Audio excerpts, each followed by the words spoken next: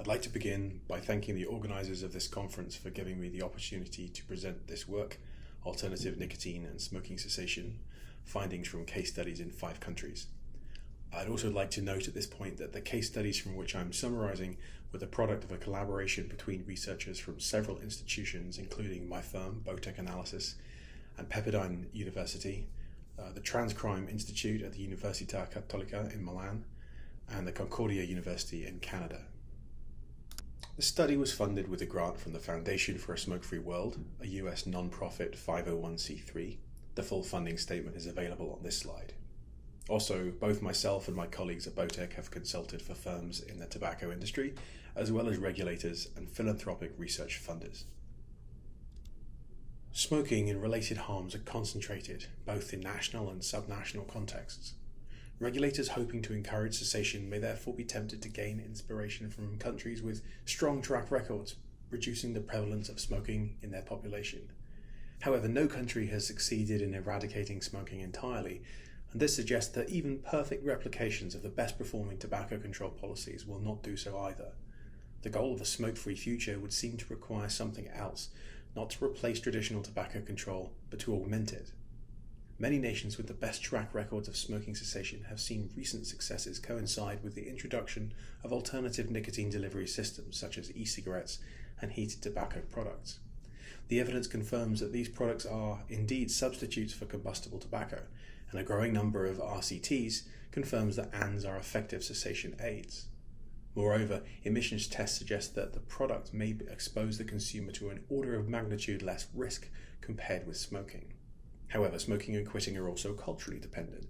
So what does the empirical evidence tell us about the nature of the relationship between ANDs and smoking cessation in different national contexts? Do those products help or hinder tobacco control? And how has the regulation influenced that dynamic? This paper draws upon a series of 5 case studies looking at the drivers of cessation in Australia, Canada, Japan, South Korea, and the UK. The studies deploy a mixed methodology combining literature reviews with analysis of trends in national cross-sectional data, media analysis, and econometric investigations. The reports were produced by an international team of researchers representing multiple disciplinary backgrounds, including sociology, economics, psychology, and policy analysis. The focus of each analysis was both national and subnational. The case studies identify 4 historical pillars of tobacco control, each of which has contributed to smoking cessation. Awareness of harms has been driven by the scientific study of tobacco and smoking, the provision of medical advice, public health messaging, and mass media campaigns. Awareness of harms appears to have driven cessation even prior to the introduction of coherent tobacco control policies, suggesting that, for some, this motivation alone was sufficient to produce quitting attempts. Tobacco control policies including taxation, smoke-free laws, ad bans and age limits, as well as stop smoking services and the provision of nicotine replacement therapies, have all aided cessation. However, while each of these pillars has driven cessation effectively, none has done so completely. Awareness of harm's effect on cessation is limited by cognitive dissonance. Many of today's smokers know full well how bad tobacco is for them. Tobacco control policies have reduced opportunities for smoking and made doing so less appealing, but they have failed to provide smokers with a mechanism with which to quit. Stop smoking services are limited by funding cuts and underwhelming engagement, and nicotine replacement therapies provide an imperfect analogue for cigarettes and are further unpopular because they're seen as a medical solution to what few smokers themselves consider to be a medical problem. This slide summarises the current use of ANDs in our case study countries, as well as a simplified description of each nation's regulatory position. The use and regulation of ANDs differs widely between national contexts. Note that Canada and the UK have regulations which favour e-cigarettes compared with heated tobacco products. Accordingly, the use of e-cigarettes is significantly higher there. Conversely, in Japan, where heated tobacco products are regulated on parity with cigarettes and e-cigarettes are banned, heated tobacco products are more popular. However, note also that the ban on e-cigarettes in Japan and the ban on ANDs in Australia has not eliminated use. The next 2 slides go into some more detail on the UK specifically.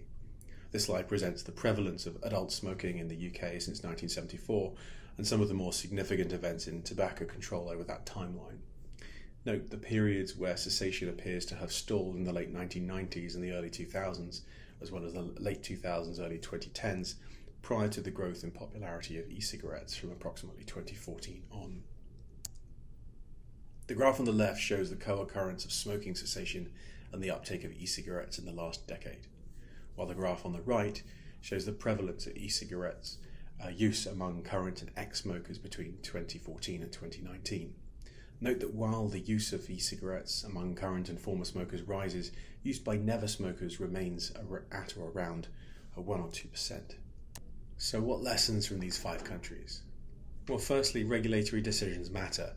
Product bans do not eliminate consumption, as we've seen with Australia and Japan. However, consumption is informed by regulators and their stated preferences.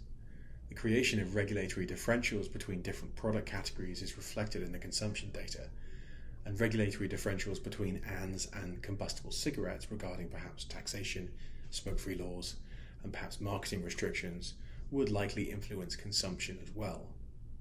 Secondly, consumers overwhelmingly use ANS to reduce or quit combustible tobacco. That is confirmed again in the consumption data, as well as qualitative surveys of ANS users. And that suggests that ANS owe their popularity, at least in part, to the legacy of traditional tobacco control. Another key finding from the case studies is that cohort studies often underestimate ANS' efficacy on cessation because users are primarily constituted of current smokers and those who have demonstrated an above-average resistance to tobacco control policies. Controlling for that bias, as has been corroborated by RCTs elsewhere, demonstrates that ANS cessation efficacy may surpass that of popular NRTs. Tobacco harm reduction critics have been concerned that ANS could renormalize tobacco use, either by serving as a gateway to combustible cigarettes or perhaps by delaying quitting attempts. However, recent reductions in smoking prevalence, which have occurred while, if not actually because of, the uptake of ANS, and indeed have occurred at a time while ANS were relatively unregulated in many contexts, serves to assuage this concern. Critics have also been concerned about the rise of youth experimentation, and those concerns have played out in Canada, but while the rates of ever use have indeed increased, rates of youth smoking have collapsed.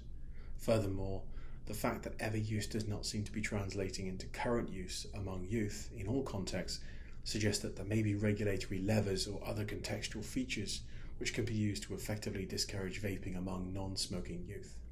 More research is needed on this topic. Finally, far from undermining traditional tobacco control, there is evidence that ANS complement pre-existing regulations. An analysis of data from the EU conducted in 2018 by Dr. James Prieger and some of the other case study authors suggests that the availability of e-cigarettes there attenuates smokers' tendency to respond to tobacco taxes by embracing the illicit market. And this suggests that ANS would allow for greater levels of tobacco taxation than would be possible or desirable previously. There is also evidence from the UK that the provision of e-cigarettes to public housing clients is fostering greater compliance with smoke-free laws. Finally, figures from the UK suggest that, since e-cigarettes have been available, the numbers of NHS-funded prescriptions for pharmacotherapies and public expenditure on stop smoking campaigns has declined significantly without a commensurate reduction in cessation, and this implies that ANS may be able to help the taxpayer externalise the cost of tobacco control. All this does not suggest that ANS should replace traditional tobacco control outright, but rather that by carefully integrating differentially regulated ANS with more conventional tobacco control policies, smokers who have thus far resisted their government's efforts to encourage cessation might finally be persuaded to stop smoking. If our goal is to eliminate smoking entirely, as it should be, we must do more than simply replicate policies that were only partially successful to begin with. Instead, we should regulate all nicotine products according to their demonstrated harms. That would require ANS-led cessation to be integrated with traditional tobacco control policies and policies such as taxation and smoke-free laws to be designed to favour less risky products. A relatively lower regulatory burden for ANS compared with combustible tobacco would make these products more attractive to smokers. Concurrently, maintaining some degree of regulation will help to signal to non-smokers that these products are not intended for them. Evidently, there is a trade-off here, and the optimal set of regulations to both maximise smoking cessation and minimise the appeal to non-smokers will require further investigation. Finally, banning ANDs will not eliminate their use, but will deny the regulator an important opportunity to ensure some degree of product safety. As we've seen with Avali, black market products can have significant harms which, while not necessarily intrinsic to the product category, nonetheless require regulation to safeguard against.